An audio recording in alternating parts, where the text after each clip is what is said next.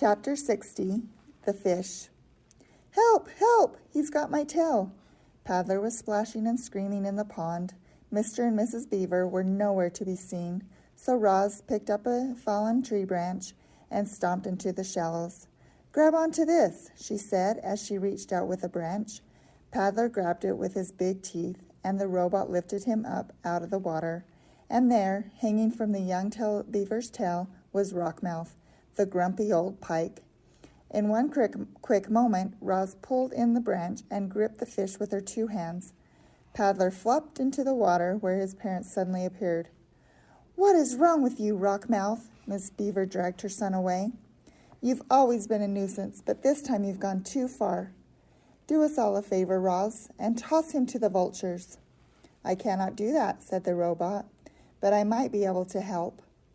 Roz placed Rockmouth in a deep puddle near the pond where he couldn't swim away. Then she waited for the fish to explain himself.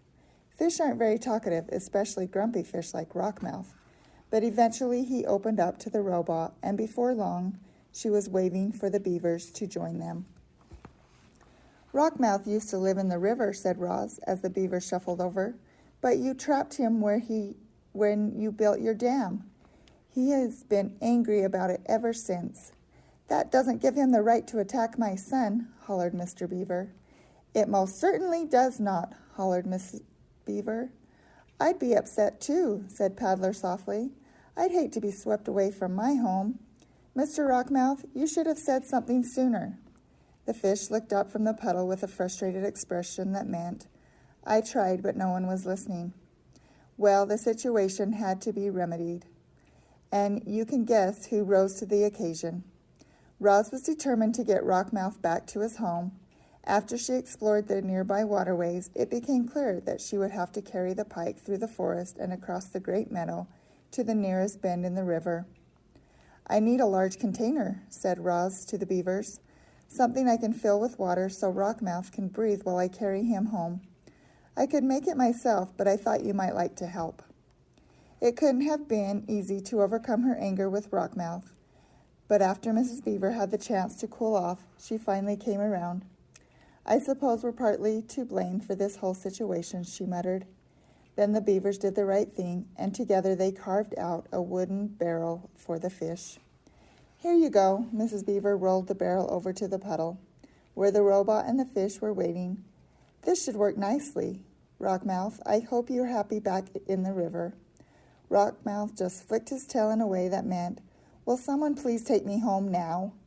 Roz filled the barrel with water and a grumpy fish, and they were off. She carried Rockmouth through the forest and across the meadow until she was standing on the riverbank. "Welcome home," said the robot. Then she tipped the barrel and the fish plunked into the river. Rockmouth's face poked above the surface. He flashed a big, toothy grin, and then he quickly swam away. The Wild Robot by Peter Brown. Chapter 61, Robot Stories. The story of how Ra helped Rockmouth spread through the river and across the island. And it was soon followed by other robot stories. There were stories of Ra growing gardens in dry, barren places. There were stories of Ra nursing sick animals back to health. There were stories of Ra creating ropes and wheels and tools for helping her friends. But most of the new stories were about the robot's wildness. You see, Ra had noticed that the wilder she acted, the more the animals liked her. And so she barked with foxes and sang with birds and hissed with snakes. She romped with weasels, she sunbathed with lizards, she leaped with deer. That spring was a very wild time for our robot. The Wild Robot by Peter Brown. Chapter 62, The Return. It was a quiet afternoon on the pond, but the quiet was gradually being overtaken by sounds not heard around there for many months. The sounds grew louder and louder, and then a flock of geese appeared above the trees. Honk, honk, honk. Most flocks of geese move lazily through the sky and trail off in wobbly lines, but not this one. This flock was fast. It flew in a perfect V formation, and it was led by a small, graceful goose. The flock flew once around the pond before gliding down and gently splashing into the water. The geese gathered in a tight group in the middle of the pond. They floated there for a while, softly honking to one another. And then the leader broke away from the others. He swam straight toward the nest. waddled into the garden, and fluttered up to his mother's shoulder. "Welcome home, son," said Ra. "It's good to be back, Ma," said Bright Bill.